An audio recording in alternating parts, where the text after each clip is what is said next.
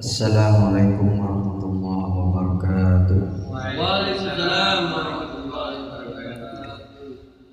Alhamdulillahilladzi anara qulubana binuril Islam wal iman wal ihsan. Wassalatu wassalamu ala sayyidina Muhammadin wa ala alihi wa sahbihi ajma'in. Amma ba'du. Bapak-bapak yang dirahmati Allah, pertama-tama marilah kita panjatkan puji syukur kita kehadirat Allah Subhanahu wa Ta'ala yang masih memberikan kesempatan bagi kita untuk selalu berkumpul di majelis zikir ini dalam keadaan sehat walafiat. Yang kedua kalinya, salawat dan salam semoga tetap tercurahkan kepada junjungan kita Nabi besar Muhammad sallallahu alaihi wasallam. Beliaulah yang diharapkan syafaatnya. Kita selalu berharap syafaatnya baginda Nabi besar Muhammad sallallahu alaihi wasallam di kehidupan dunia ini maupun di kehidupan akhirat nanti. Mudah-mudahan kita semua yang berkumpul di sini mendapatkan syafaatnya baginda Nabi besar Muhammad sallallahu alaihi wasallam. Amin amin ya rabbal alamin. Bapak-bapak yang dirahmati Allah, hari ini sudah masuk ke hikmah yang nomor 14 dari kitab Hikam yang dikarang oleh Ibnu Athaillah As-Sakandari. Sebelum kita mulai, mari kita baca Al-Fatihah kepada dikhususkan untuk Ibnu Athaillah As-Sakandari. Mugi-mugi kita mendapatkan barokah beliau dan mendapatkan barokah ilmu hikmah hikam yang kita baca di dalam setiap minggunya. Ala hadhihi ya wa lakum niyatul sholiyah. Al-Fatihah.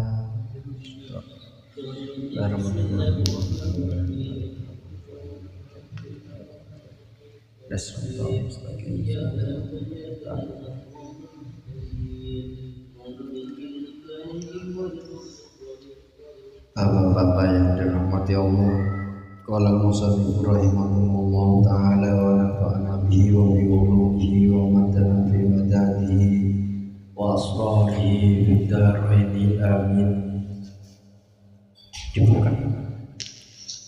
Dibuka. Qala Ibnu Athaillah As-Sakandari, al-kaunu kulluhu dhulmatun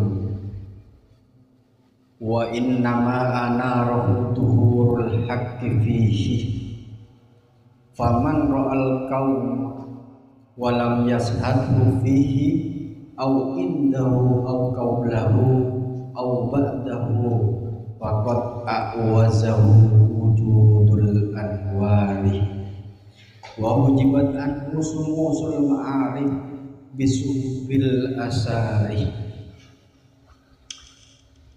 Artinya al-kaunu itu alam. Al-kaunu alam semesta, kulluhu semuanya, dulmatun itu berada di dalam kegelapan. Wa innama dan hanya saja anaroh menerangi menyinari hu kepada kaum itu duhurul haqqi, Allah yang menampakkan diri fihi di dalam kaum itu. Faman maka barang siapa ro'a yang melihat al-kauna, ro'a yang melihat siapa man al-kauna kepada alam itu, falam yashadhu dan tidak melihat kepada Allah fihi di dalam alam itu, au indahu pada saat melihat, au qablahu atau sebelum melihat, au ba'dahu atau setelah melihat. Apa yang kemudian terjadi? Faqad a'wazahu wujudul anwari, maka sebenarnya orang itu sudah silau dengan keberadaan cahaya-cahaya. Wa hujibat anhu, dan terhijab, terhalangi anhu sumusul ma'arif, dia akan terhalangi oleh pancaran cahaya matahari makrifat Allah bisuhbin, gara-gara ada awan yang menutupi. Apa suhub itu? Al-asari, persoalan-persoalan duniawi. Apa maksudnya ini? Ibnu Athaillah ingin mengatakan, pertama, al-kaun. Al-kaun itu alam. Apa sih alam itu? Alam itu adalah masiwallah. Segala sesuatu selain Allah itu adalah alam. Alam semesta bukan hanya sekedar langit bumi, bukan. Bukan hanya sekedar langit bumi, tapi surga neraka pun juga alam. Diri kita itu juga alam, tindakan kita itu juga alam, perilaku kita itu juga alam. Lah bagaimana kemudian alam-alam yang seperti itu? Kulluhu dulmatun, asalnya adalah dulmah, gelap. Semuanya itu berada dalam kegelapan. Perbuatan kita itu gelap, perilaku kita itu gelap. Alam ini aslinya gelap. Alam itu kelihatan kalau ada matahari. Coba nggak ada matahari, nggak ada sinar, nggak ada sinar, gelap, gelap. Dan itu adalah alam. Bukan hanya alam semesta, tapi perilaku-perilaku kita pun juga gelap. Yang dimaksud dengan dulmah itu apa? Nah, banyak. Dulmah itu yang dimasukkan dengan gelap itu maknanya bisa tidak ada.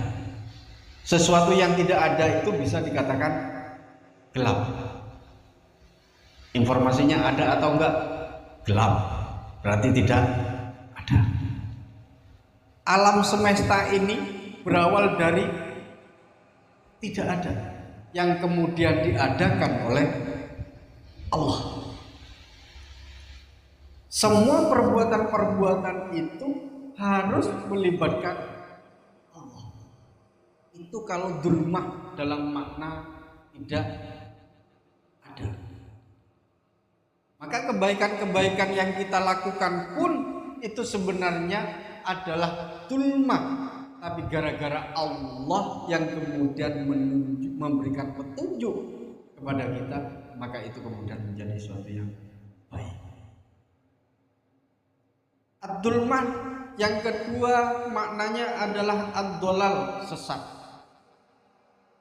Orang yang sesat itu berarti sering kita ngomong zaman jahiliyah itu adalah zaman kegelapan. Ya kan? Orang yang berada dalam kesesatan. Siapakah orang yang sesat itu? Orang yang gelap. Gelap hatinya, gelap ilmu pengetahuannya, gelap pikirannya. Semua berada dalam kondisi yang gelap itu. Nah, orang-orang yang sesat itulah yang kemudian disebut dengan gelap. Siapa orang yang sesat? Banyak. Dia tahu tapi tidak melakukan. Dia tahu bahwa itu benar tapi tidak pernah melakukan. Itu adalah manusia-manusia yang sesat. Ad-dulmah yang ketiga bisa bermakna jahat. Orang kalau sudah sering melakukan kejahatan, dia sudah disebut sebagai manusia yang berada di lembah kegelapan. Berarti orang yang melakukan kejahatan itu adalah gelap. Maka dulmah itu bisa bermakna tidak ada, sesat, jahat, dan juga al-jahl. tidak tahu. Hanya banyak ayat-ayat Al-Quran yang berbicara bahwa ketidaktahuan kita itu sebenarnya adalah ketidakadaan kita. Tidak memiliki ilmu itu adalah sama dengan berada dalam dunia gelap. Berarti masih belum disinari oleh Allah. Makanya kemudian kalau semuanya itu gelap, wa inna ma'ana radhurul haqqi fihi. Dunia ini bisa bercahaya, alam itu bisa bercahaya gara-gara Allah menampakkan dirinya ke alam. Allah menampakkan dirinya ke alam itu. Maka kalau ini di dalam dunia ilmu ada satu teori yang disebut dengan teori emanasi. Jadi Allah itu kemudian menjadi sebuah zat wajibul wujud, itu memiliki sebuah pancaran Allah itu yang kemudian berada di Nur Muhammad. Nur Muhammad itulah yang kemudian memberikan sebuah pancaran kembali 1, 2, 3, 4 sampai kemudian terjadi alam semesta ini. Alam semesta kelihatan itu gara-gara ada sinar yang ada. Coba kalau ini dimatikan semua lampu, ada rumah itu ada tapi nggak kelihatan. Kalau ada sinar baru kemudian kelihatan. Sinar itu kayak apa sih?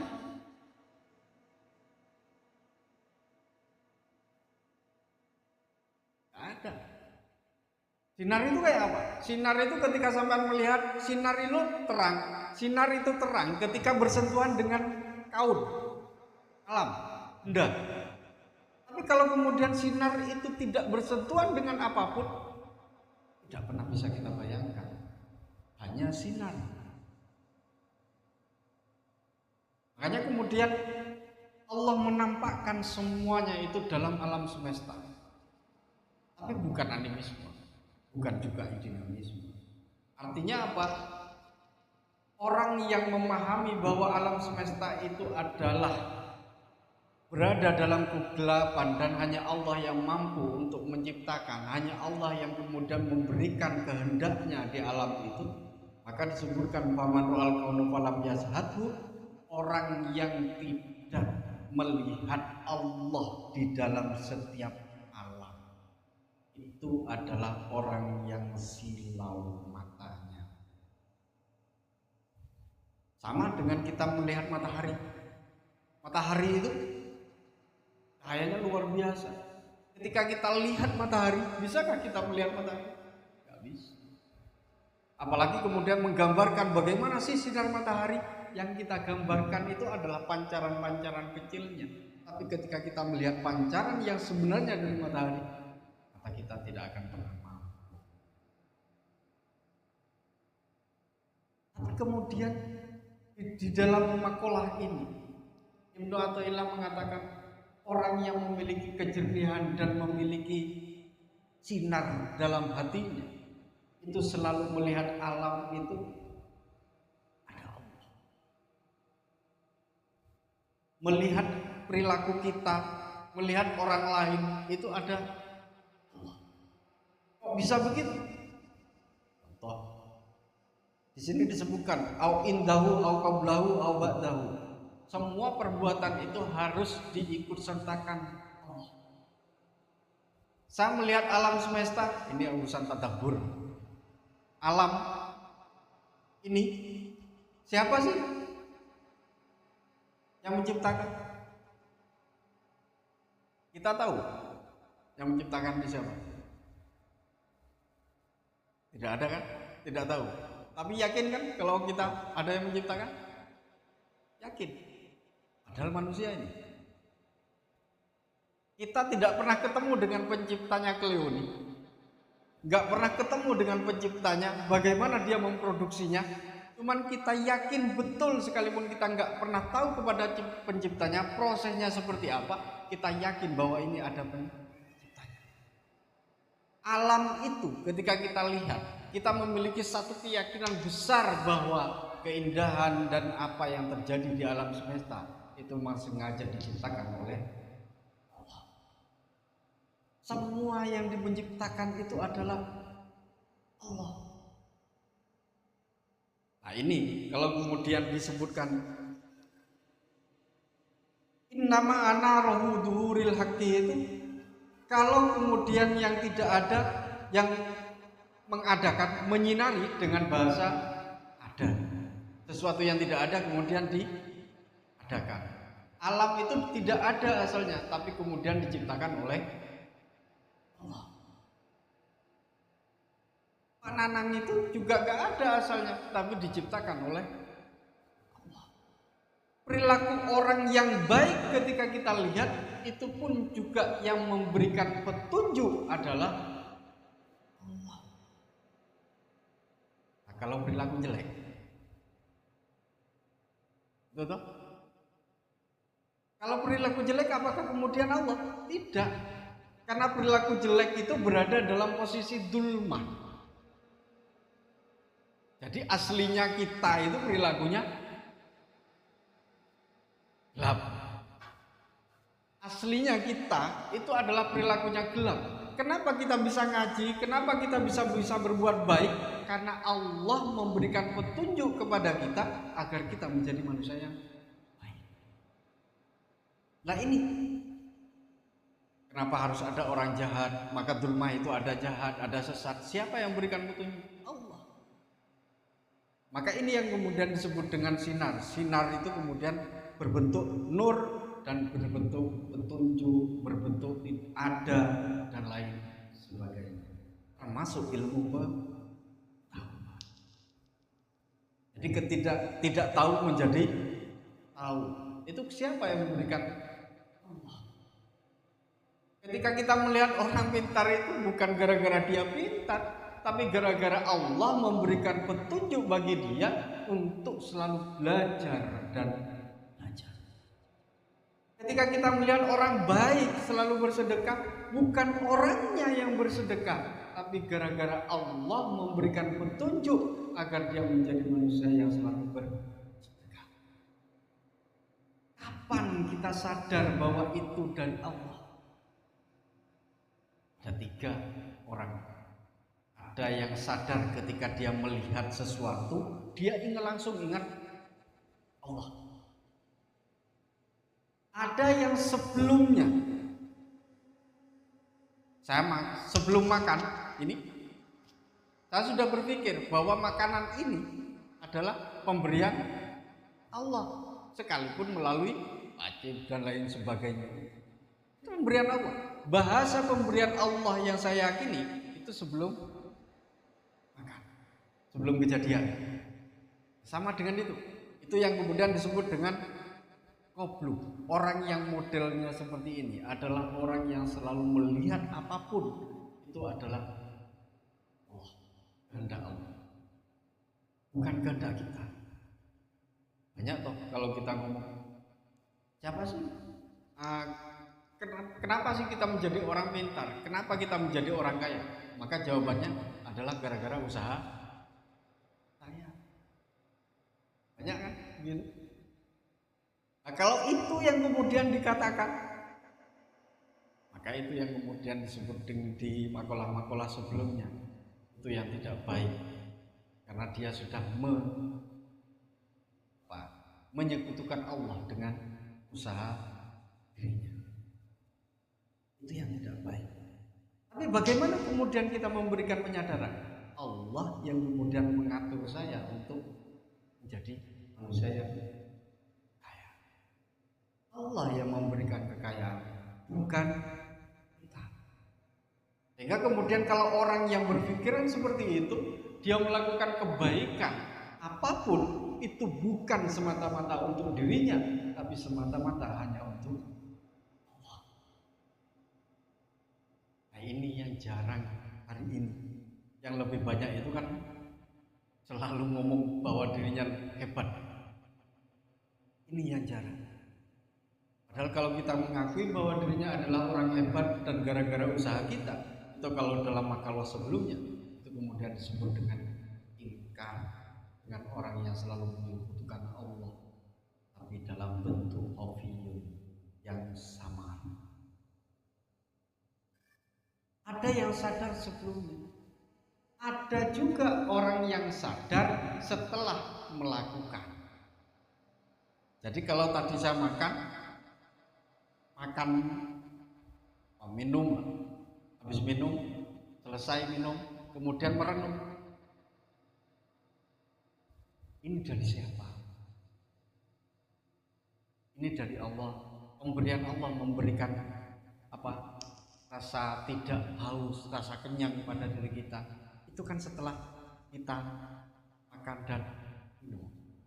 Nah, orang-orang yang berada dalam tadabbur itu biasanya begitu. Kalau pergi ke gunung, pergi dulu ke gunung, lihat pemandangan dulu. Setelah lihat pemandangan baru kemudian mikir, ini wah. Ada orang yang berpikir seperti itu. Kalau orang yang berada dalam posisi itu, apa yang kemudian posisi apakah itu? Posisi hidayah. Allah yang memberikan hidayah kepadanya setelah dia melakukan perbuatan-perbuatan baik, termasuk tindakan dan perilaku-perilaku kita. Tapi kalau kemudian ada orang yang tidak pernah melihat Allah, yang tadi, kalau semua itu dianggap sebagai hasil usaha kita, maka kalau kita menganggap hasil usaha kita, maka itu sudah terhijab dan silau oleh persoalan-persoalan dunia. Dunianya semakin menjauhkan dirinya dari Allah, bukan semakin mendekatkan dirinya dengan Allah. Wajibat anhu sumusul ma'arif. Kalau dia silau dengan dunianya, maka dia pasti akan terhalang oleh cahaya-cahaya ma'rifat Allah. Tidak akan pernah mengenal Allah. Ilmu kita yang kita punya harus mampu untuk mengantarkan diri kita kepada Allah. Harta kita yang kita punya harus mampu untuk mengantarkan diri kita kepada Allah. Pun juga keluarga, semua perilaku-perilaku kita harus mampu mengantarkan diri kita kepada Allah. Kalau tidak, banyak kan? Maka itu sebenarnya sudah silau kepada duniawi dan dia akan semakin jauh untuk mengenal Allah. Nah, itu yang perilaku-perilaku yang kemudian mengantarkan diri kita kepada mengenal Allah dan juga tahu kalau Allah yang menciptakan segala sesuatu. Bapak-bapak yang dirahmati Allah, mungkin itu yang bisa dijabarkan di dalam salah satu syarah yang nomor 14 ini. Semoga kita selalu membuka hati kita dan semoga Allah kemudian memberikan petunjuk kepada hati kita agar selalu melihat Allah di dalam setiap perilaku-perilaku kita, melihat Allah dalam alam semesta ini, dan melihat Allah bukan hanya pada diri kita dan juga kepada orang-orang lain. Akhiri wallahu muwaffiq ila aqwamit thoriq. Wassalamu